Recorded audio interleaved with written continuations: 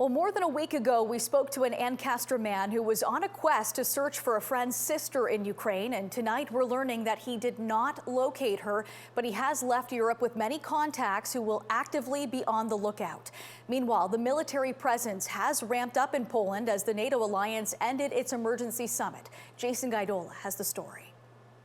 22-year-old Wyatt Raitt of Ancaster is leaving Europe torn after more than 2 weeks of searching for 7-year-old Arila, the younger sister of his university friend Alek, who is fighting in the war. I just don't think I'm ever going to hear from my friend again.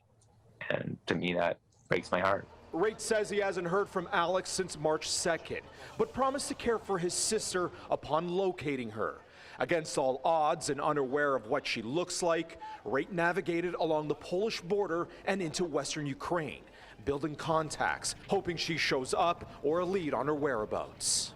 A young orphan like that in a war-torn city is, I can barely imagine as I'm being alone outside, in freezing cold temperatures in Canada. Now he makes his way back to Canada exhausted, but leaves behind a footprint after spending some of his time handing out food to thousands of refugees and bonding with troops who have increased by the day. I saw more American troops. I saw the American air defenses that they were setting up, and they're ramping up presence on the border. While the fighting continues, це дуже конкретно. Це літаки для України. Ukraine's leader is demanding more jets and tanks from allies.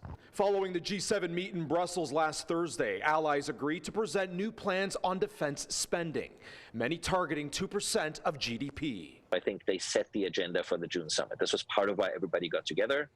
What is the agenda going to look like? What does everybody need to focus on? Where are the deficiencies? Who's doing what? So when we come back here in June, we can have a plan.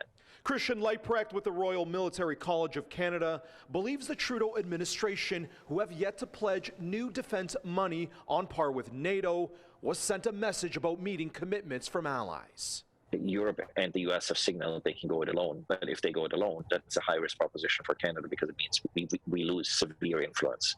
If you look previously at where the Canadian minister stood, make no mistake, where you stand matters. It is not an accident.